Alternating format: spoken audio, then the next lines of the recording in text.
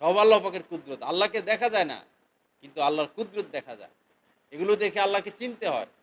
এগুলো দেখতে পরে এগুলোর মধ্যে আল্লাহ পাকের নূর দেখার তৌফিক হয়। আল্লাহ পাকের তাজাল্লি দেখার তৌফিক হয়।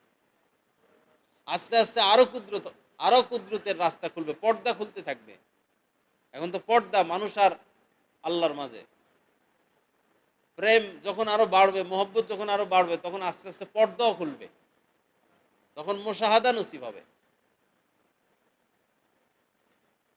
আল্লাহ পাক জাল্লা জালালু আমাদেরকে আল্লাহর পথে হাঁটার তৌফিক দান করেন।